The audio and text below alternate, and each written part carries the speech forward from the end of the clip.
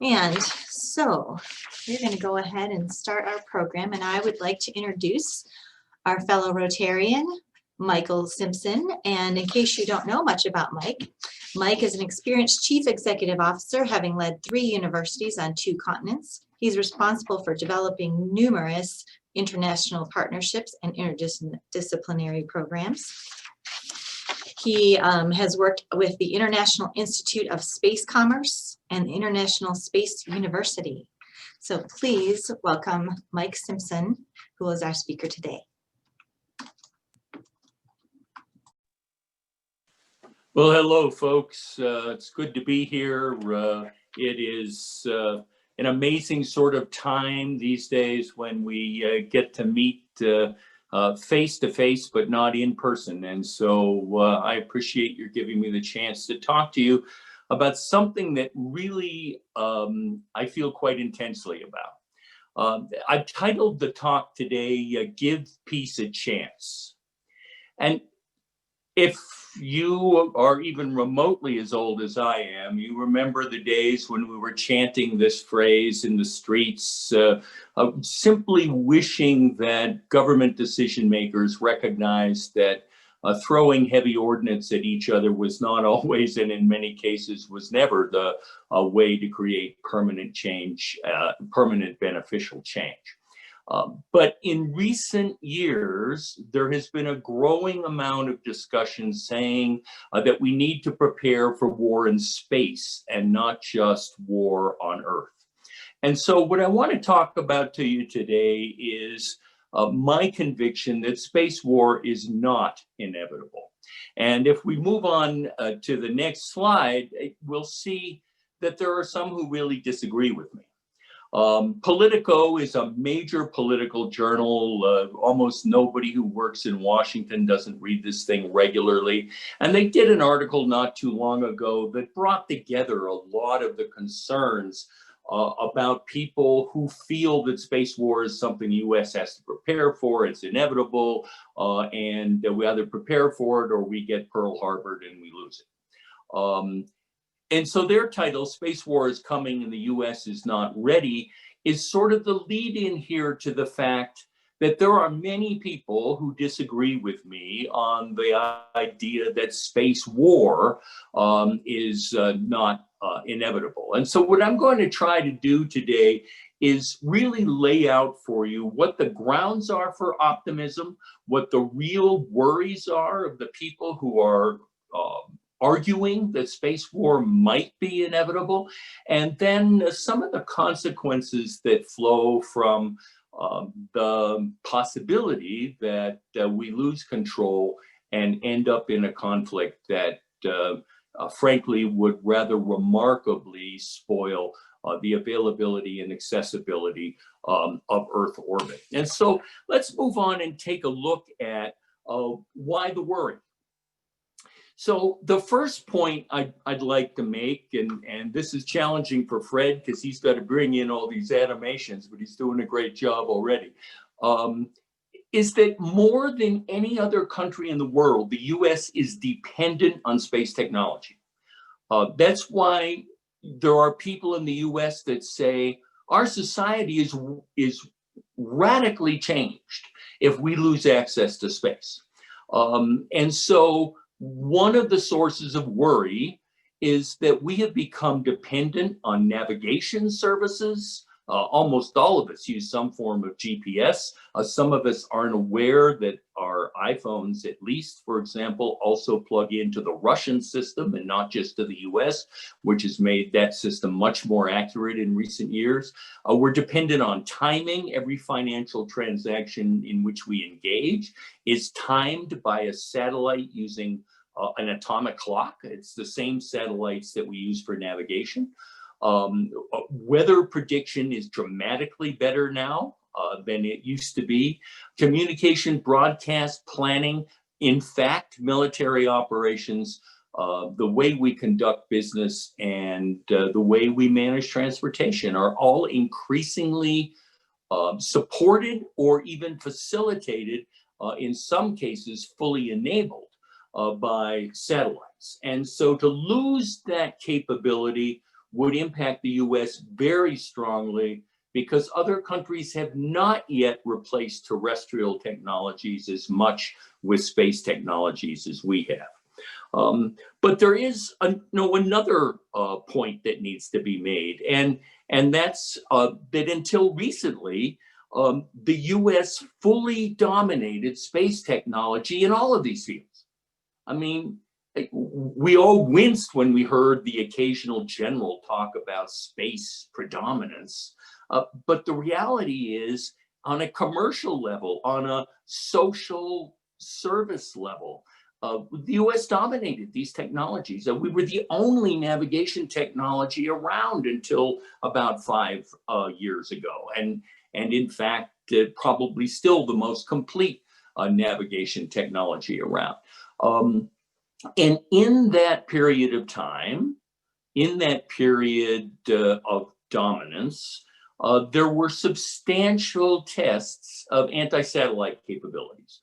Frankly, this began all the way back in the 1970s, but even just since 2007, anti-satellite capabilities have been demonstrated by China, Russia, India, and the USA, which is often not agreed to by many Americans. But in fact, we shot down one of our own reconnaissance satellites in 2008. We had good reason to shoot it down. It had 400 pounds of unused hydrazine on a satellite that had never fully operationalized, and we were worried about dropping it in a populated area. Nonetheless, when we shot it down from a missile cruiser in 20-foot seas and created less debris than a small collision between a piece of debris and a satellite usually creates, there was a demonstration of the capability to shoot down a satellite. So, so there are at least 4 countries that have shown they can do that. And frankly, any country that's shown the ability to rendezvous in space has demonstrated the ability to shoot down a satellite. So that continues. The Russians had a demonstration just this last late spring, early summer. So this is real stuff. The other issue is what we call dual use, and that's that many helpful technologies are under development that could be used for hostile purposes. If I develop a capability to service a satellite, that capability certainly could be misused to destroy a satellite. If I develop a technology like laser ablation that could destroy space debris, I could use that same technology to destroy a satellite. And so many times the people who are most anxious will point to those technologies, show how they could be used, and argue that space war will clearly use those as weapons. And, you know, I refer to that as the kitchen knife problem. Whether a kitchen knife is a tool or a weapon depends on the intent of the holder. And that's a reality. I mean, people can worry about those things, but it is one of the reasons why there is worry. And the other thing is that in the absence of any conflict between satellites, between space objects, in the history of the space age, satellites have not been designed to protect themselves. They are among the most defenseless assets that we have. I mean, we defend electric power plants, power generation plants, more than we defend satellites. And so that's where the cause of the worry is. So let's look at what the track record is on peaceful life in space. We have had space flight for 63 years without a single military confrontation in orbit or anywhere beyond orbit. Now, that's not a huge length of time, but for those of you that enjoy history as much as I do, I challenge you to go back to a time where we had a major emerging technology that had not been used in combat for 63 years. Now, that's not to say space hasn't been militarized. Of course, we use satellites in terrestrial military operations, especially for precise targeting of missiles, for example. But that's hugely different than space war. It's hugely different than saying that we automatically have to expect that because we have a technology, we're going to use it in warfare. 63 years, we haven't seen a single shot fired in anger by one satellite against another, except in one Russian demonstration in which they brought down one of their own satellites with a co-orbiting anti-satellite weapon.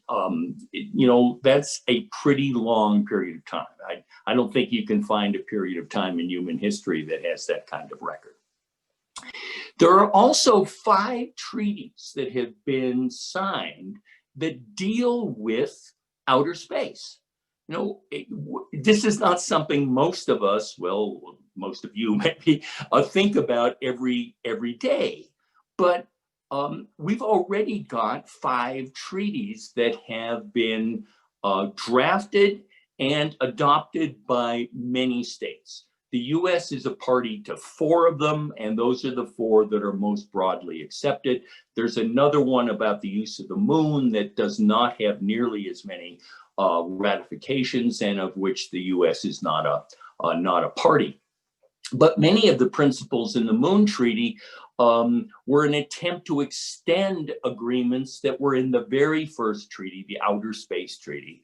And one of the things it did out of an act of moderate desperation, since the Russians and Americans were not sure who was going to get to the moon first, and also out of incredible inspiration, was to ban any claim of sovereignty in outer space. The US has agreed to that, Russia has agreed to that, China has agreed to that, most of Europe has agreed to that. An incredible decision, because so much warfare in our history has been a fight over who has the right to be sovereign over a particular piece of territory. That has been banned. When people say the Chinese now are going to claim the far side of the moon, can't do it without violating the treaty and leaving open to the Russians and Americans the opportunity to say that since they've explored the near side of the moon, they get to claim that. And that's a pretty big risk for the Chinese to take. I don't think they want to take it any more than the US wants to claim Tranquility Base as US territory and leave the Chinese with a claim to the far side of the moon. So these treaties have held together in part because they were drafted to recognize mutual interest in avoiding a conflict in space. The Outer Space Treaty was negotiated in 1967, signed in 1968, and was fully in effect when the US went to the moon, saying we come in peace, representing all of humankind. We use a less gender inclusive word, but nonetheless, all of humankind. So the other point I want to make is that there is a committee of the United Nations that meets regularly about these issues. And so the historic problem of countries not being able to have a forum to express their disagreements and their concerns was addressed beginning in 1958. I mean, this is not a recent reaction to a fear that we're going to have a war. It was a recognition that peace requires foundations. And we have built a foundation here. We have had repeated meetings among people who can say what they disagree about and who, through an incredible process of consensus, have adopted many, many principles that apply in space today. And we'll have one chance to talk about a recent enormous success of this committee before the end of my talk. A successful agreement was also negotiated among 16 countries that were established by the UN as a group of governmental experts looking at transparency and confidence building in outer space.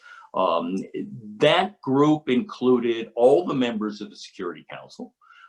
So China was there, the US was there, Russia, France, Britain, and they all agreed. You know, in the midst of all the geopolitical discussions and difficulties, they were able to agree on guidelines that recognized that if we're going to avoid conflict, one of the ways to give peace a chance was to be as transparent as possible. That is, publish what you're doing, explain what you're doing, and build confidence by advanced discussion, by serious scientific exchange. You know, we're not following this agreement perfectly, even though it was eventually adopted by the entire General Assembly. But we're following it well enough to give you optimism that we recognize that minimizing opacity, minimizing the hiding of purposes of things is important. Plus, every time we have failed to minimize it, you see an increase in tension. And so there's evidence that transparency really matters. And the Chinese, the Americans, and the Russians have all done several things in the last few years that were not as transparent as we want. But all three have also shown an openness that is greater than it certainly was historically during the worst of the Cold War competition in space. We've had 4 successful international conferences that have brought together not only the members of COPUOS, but also have brought together every country that wants to say something about the impact of space on its own security and well-being. The most recent of those conferences was held just 2 or 3 years ago, celebrating the 50th anniversary of the first conference, and it has generated a sense of increasing inclusion of states in the beneficial outcomes of space activity. Well, is it beneficial to all concerned? It's amazing how that principle even enters international law and international thinking. And lastly, really one of the capstone successes of the Committee on the Peaceful Uses of Outer Space and the UN discussion of space have been 21 guidelines for the sustainable use of outer space. And those guidelines include things that basically make the point that messing up space for the use of others is not one of the ways to have sustainable use. And there is nothing that would mess up the accessibility of Earth orbit to those who are using it for human needs more than a war that fills it with the debris of shattered spacecraft. Keep in mind, when you break things on Earth, horrible things happen, but the garbage can be removed. Right now, we really don't know how to remove space garbage from orbit. We're getting closer, but we really don't know. And so a space war could mean decades without access to space technology. And then, you know, there's also the remarkable and under-discussed reality of the International Space Station. The ISS will celebrate in like just less than a week, or a little bit over a week maybe, 20 years of peaceful collaboration in which Russians and Americans have operated the most sophisticated space laboratory ever designed, ever built, that could only have been built by a coalition of many, many states. I think ultimately the number of states that have participated in the space station is close to 15 now.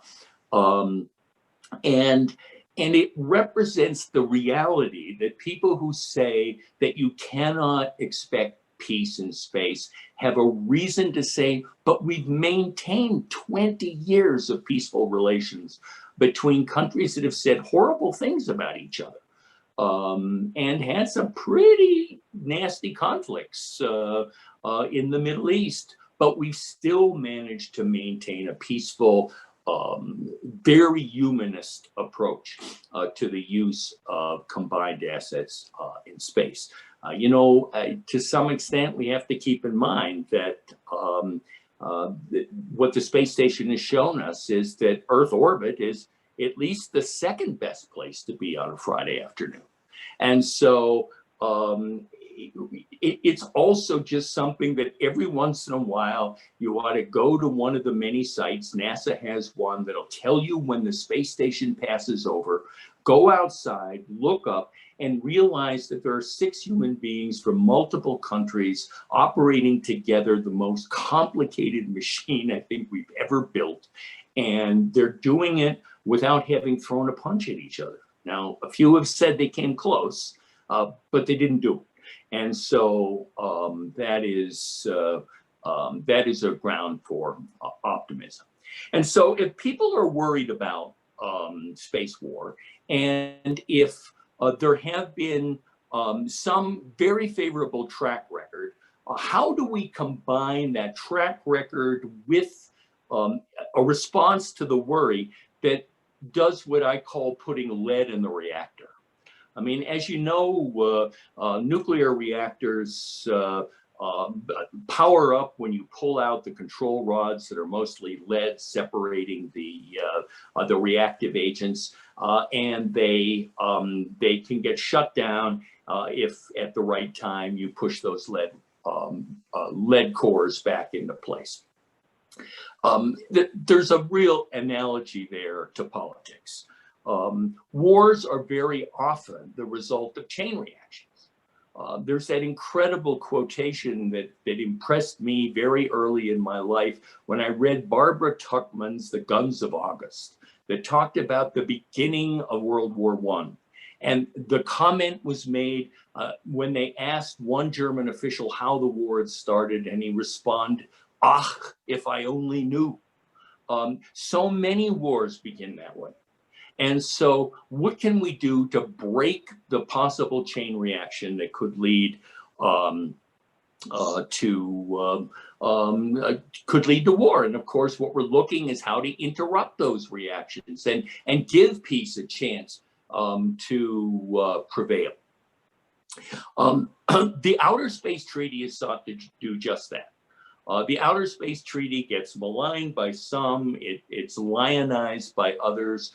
Its wisdom is that it's a treaty of principles that gives you guidance without statutory, detailed operational requirements. I've already mentioned that it bans sovereignty in space, a huge step, but it's also made clear that space activities should be conducted so as not to interfere with that of others, that the exploration of space should be available to all humankind, the exploration and use of space should be available to all humankind, and it even gave the first indications about how we should handle liability, how we should handle astronauts that land in countries that weren't intended. All of those items, by the way, have led to further treaties that have provided greater detail about how we do that and how we register objects in outer space. But in fact, almost every major issue that is brought up relative to potential conflict in space, whether it be international or even intercommercial, has some guidance for peaceful resolution in the Outer Space Treaty. A treaty that was negotiated a long time ago. COPUOS, I think, as we mentioned, a continuous forum to discuss and address issues when the meteorite and sky burst occurred over Chelyabinsk, Russia, in I think 2013. there were American and Russian representatives at Kopios discussing ways in which to address near-Earth object threats. They immediately began sharing information with each other. And in that environment, the Russians were assisted in their conclusion that this really was a meteorite. But understand, an airburst, it takes time to know it wasn't a weapon. And just so you know, Chelyabinsk used to be the center of the Russian nuclear weapons industry. So what if this had happened years ago? In the middle of the Cold War, people might not have been talking to each other. They might not have been sharing information with each other. They might not have been transparent. And we could have seen a chain reaction leading the war before people really recognized that this was not a weapon, it was a natural occurrence.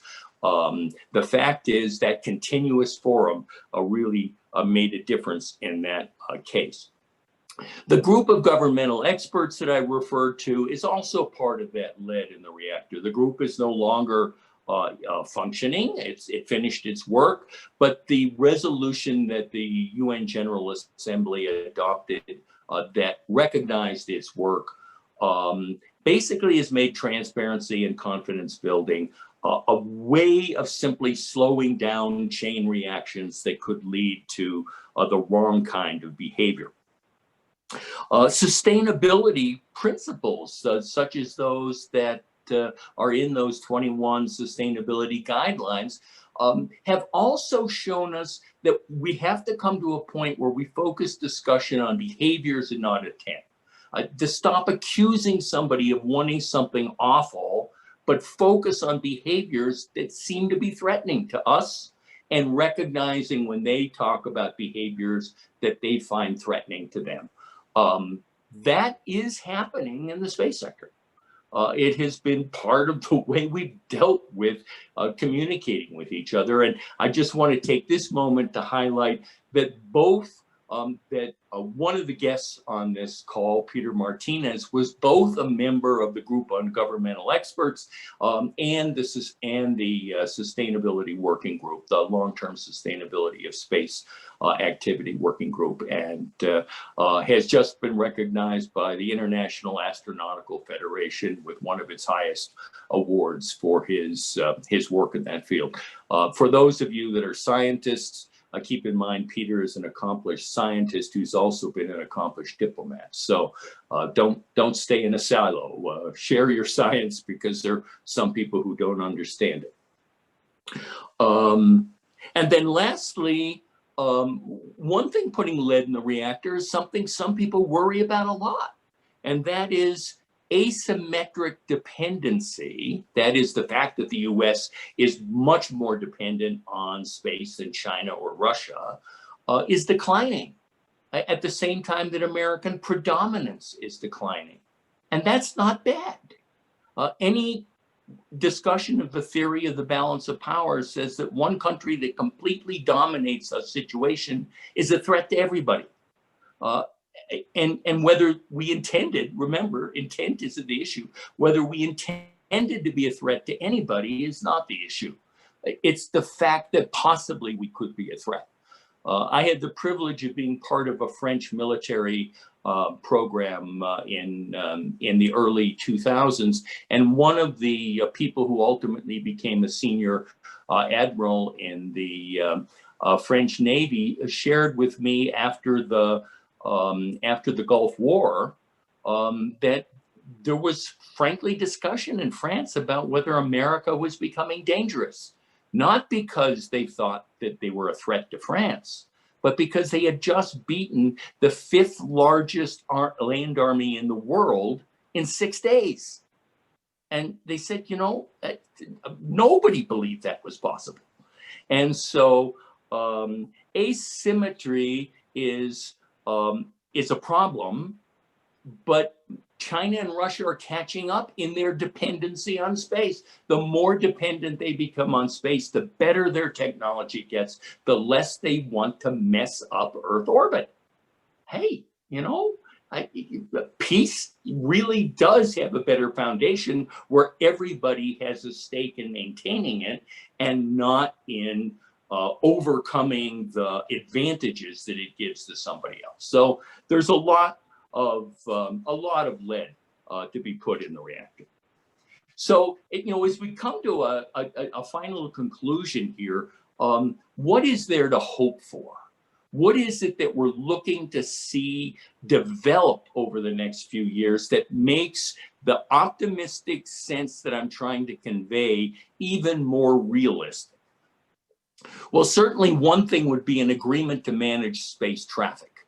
I don't know if you've ever been in an automobile accident, but one of the first reactions in an accident is anger.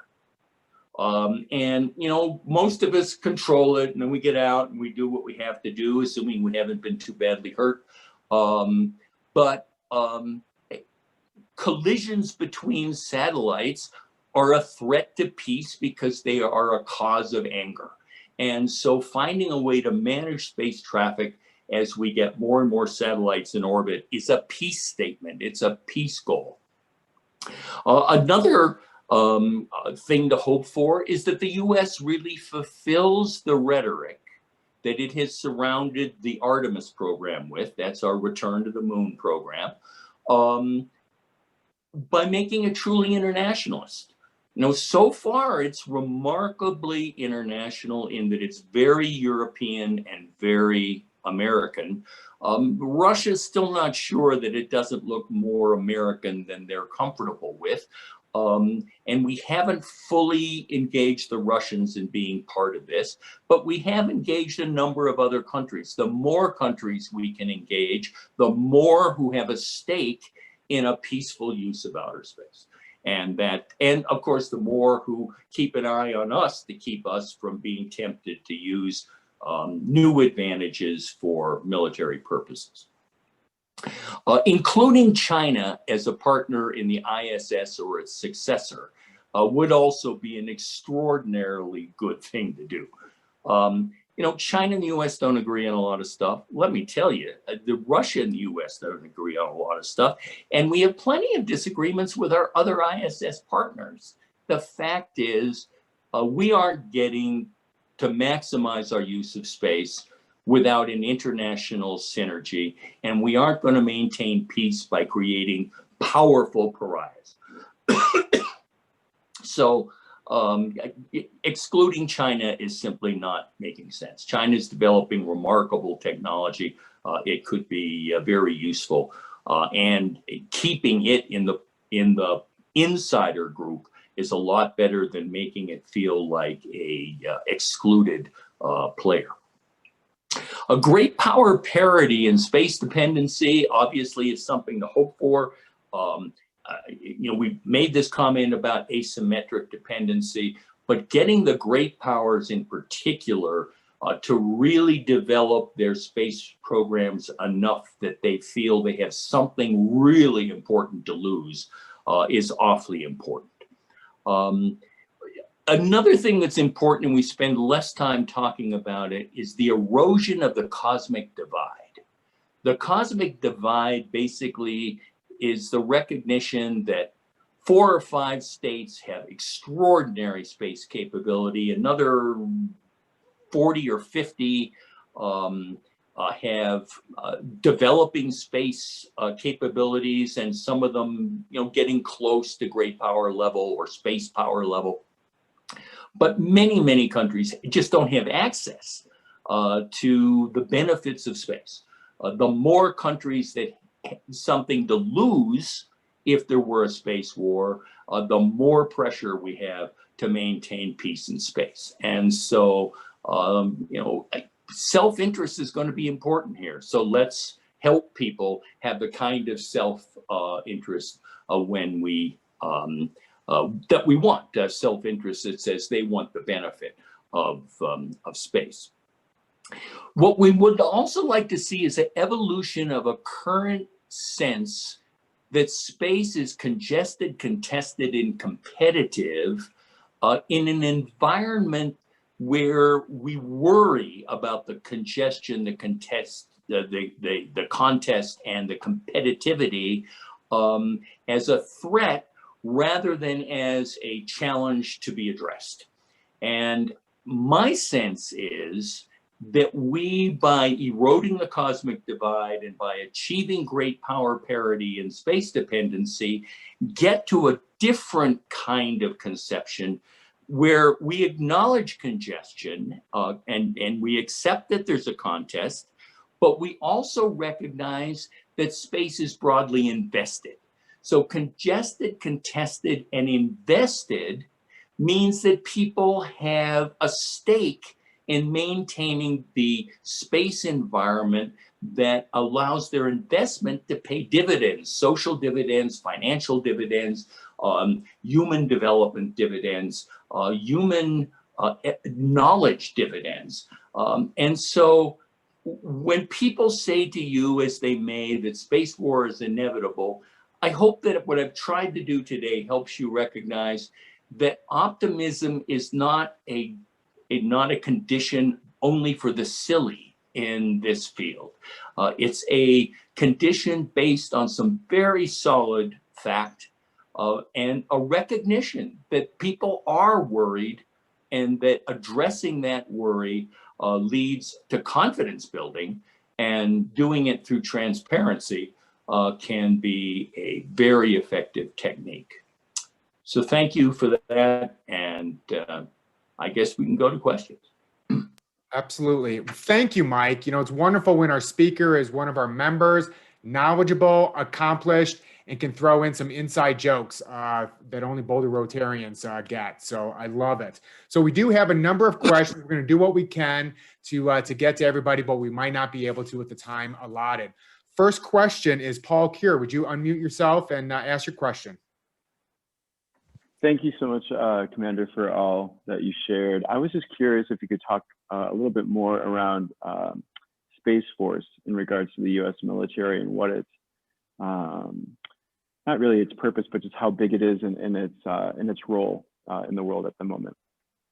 Yeah, Space Force has been interesting. You know, it was first proposed as an idea, I mean, where I heard it over a decade ago.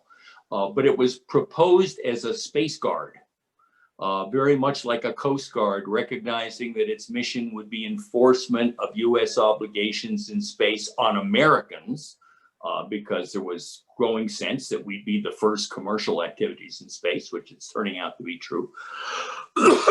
And it was designed to at least provide some means of defending satellites if they came under attack, because in 2007, the Chinese sort of renewed the concern about anti-satellite weapons when they shot down one of their own weather satellites and created a very large debris field, about a 5,000 piece debris field.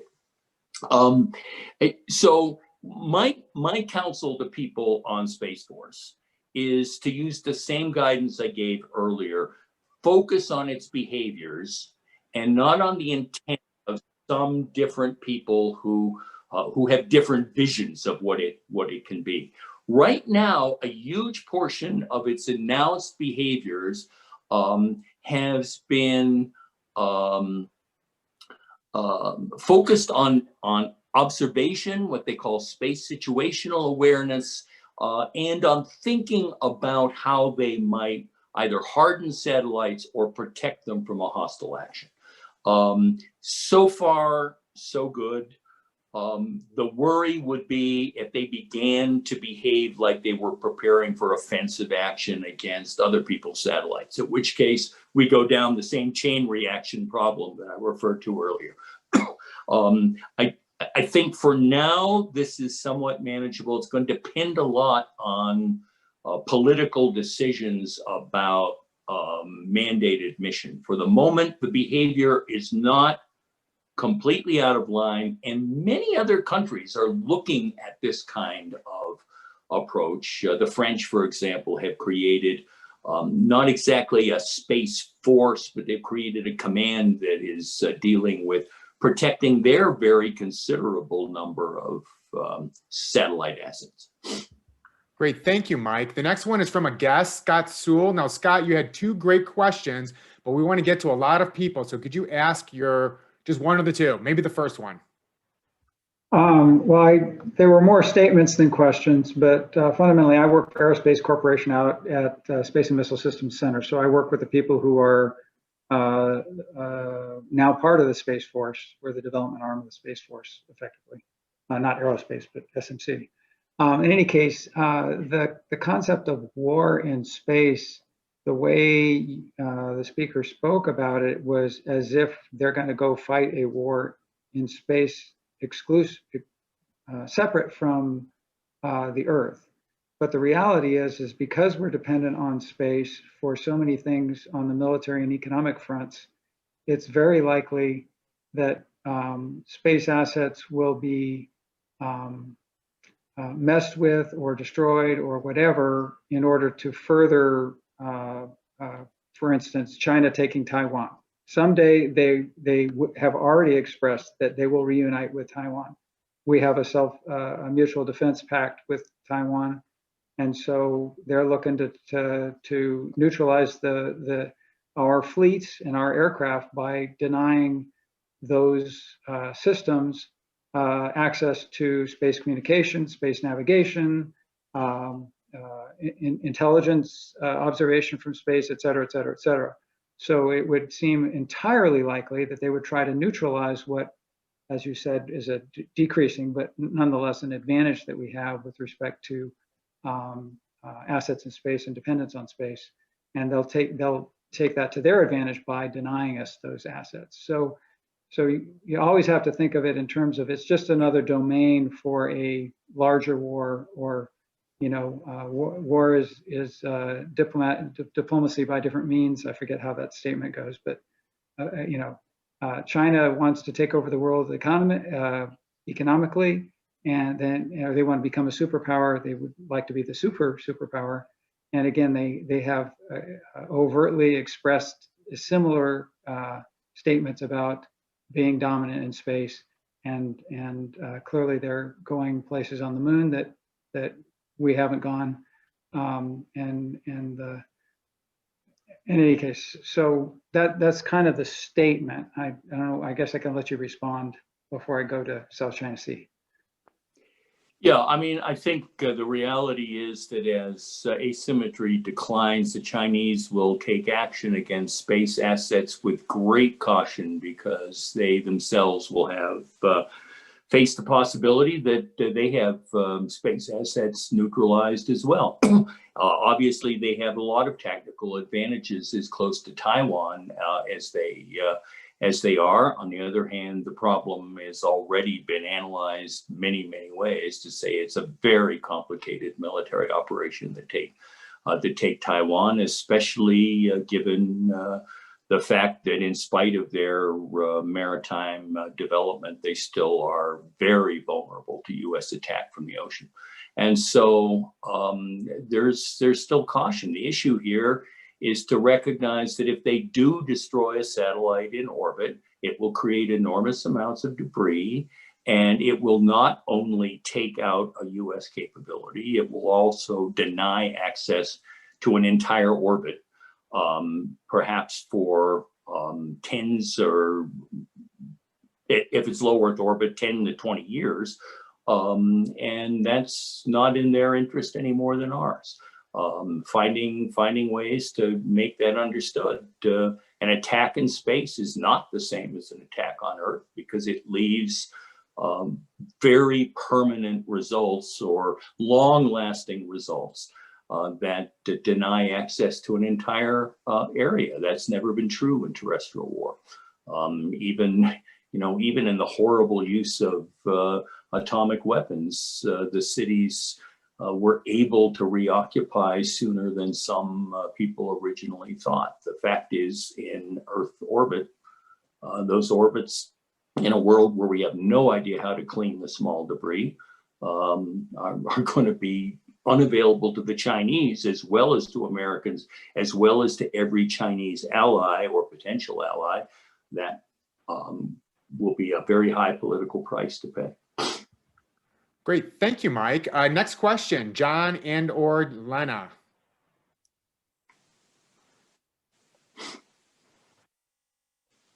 Okay, sorry, couldn't find my unmute button.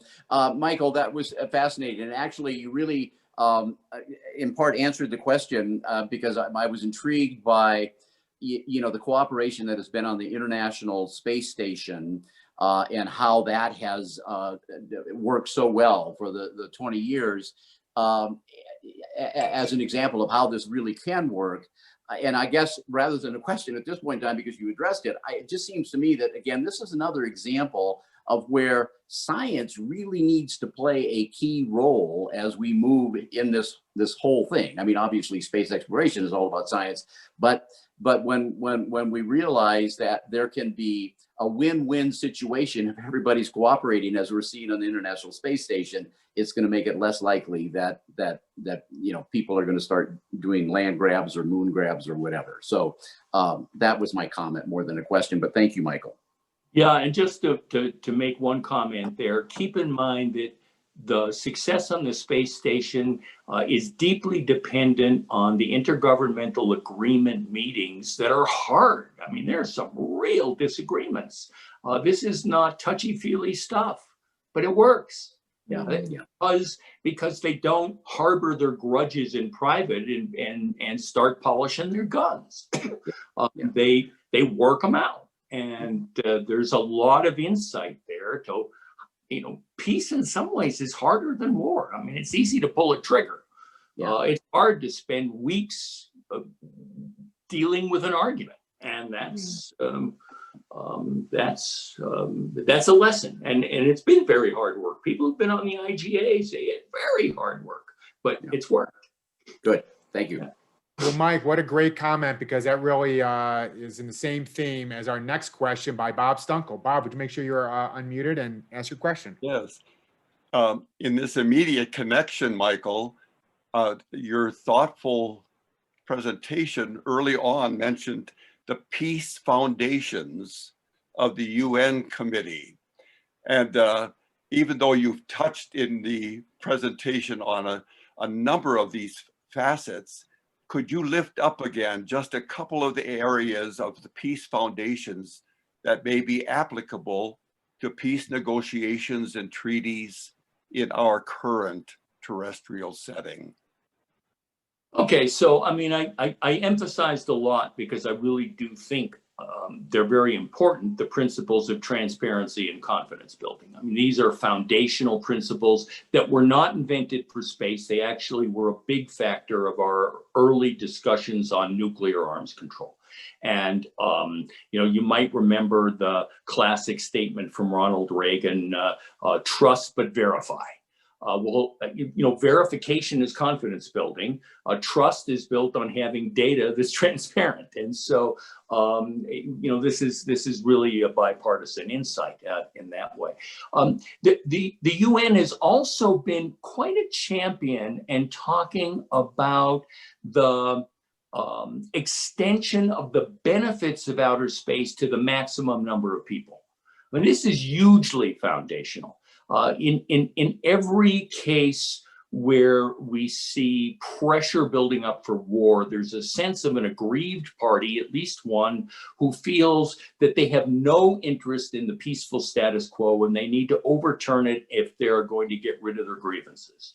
So a regular forum for discussion is a foundation, but so too is this sense of finding a way to extend the benefit.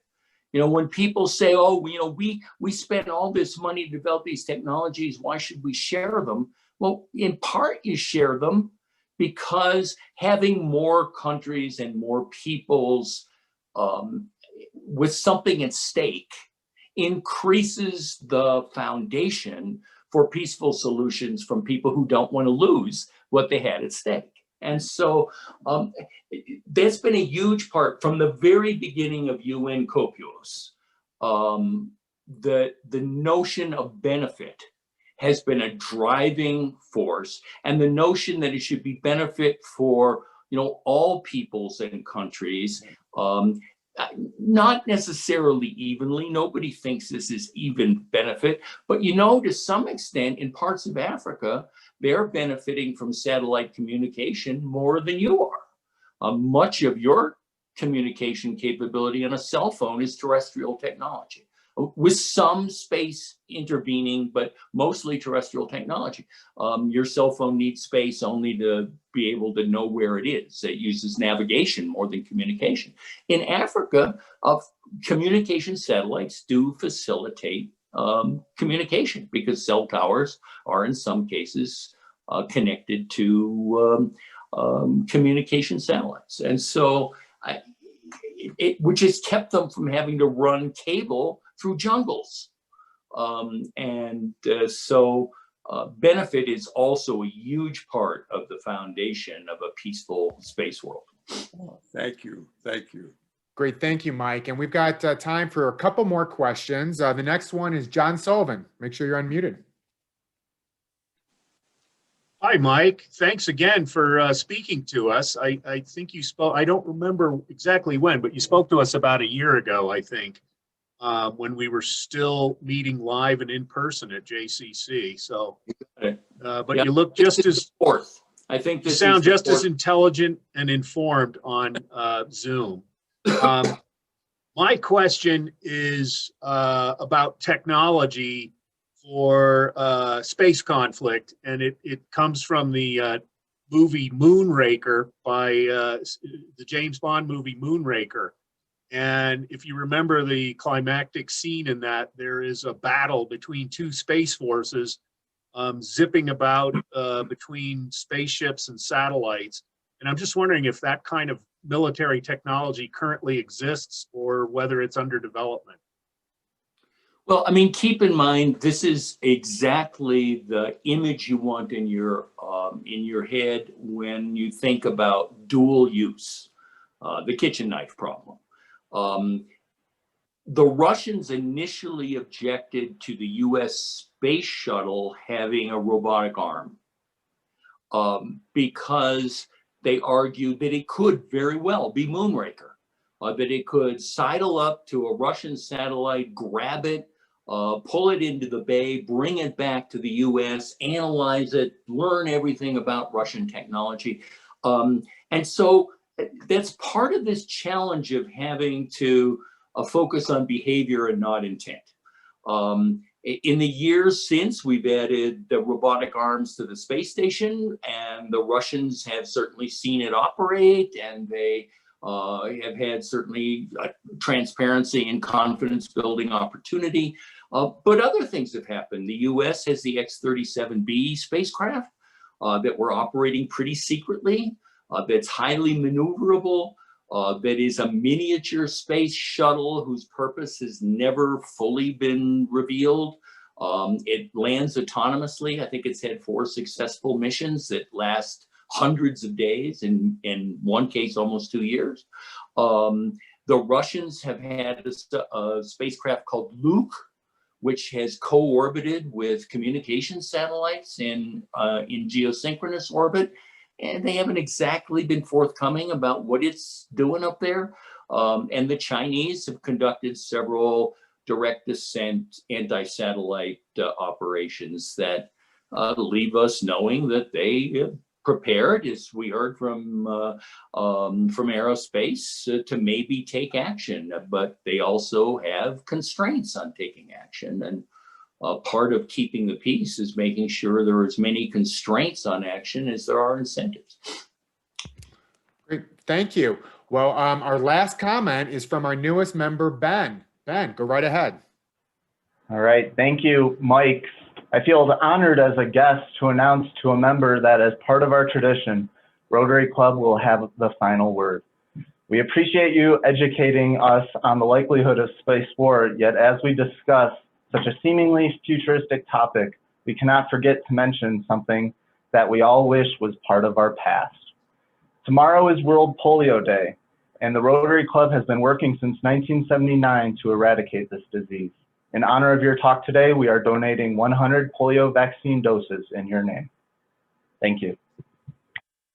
Thank you. That's always very special. I joined Rotary in 1977, and so polio campaign has been part of my whole Rotary life. And this is an important thing. And thank you very much. Thank you so much, Mike. That was wonderful. Ben, who is our newest member, and you'll be learning about him and the rib this next week. And that was a terrific presentation. Thank you again, Mike. That was great.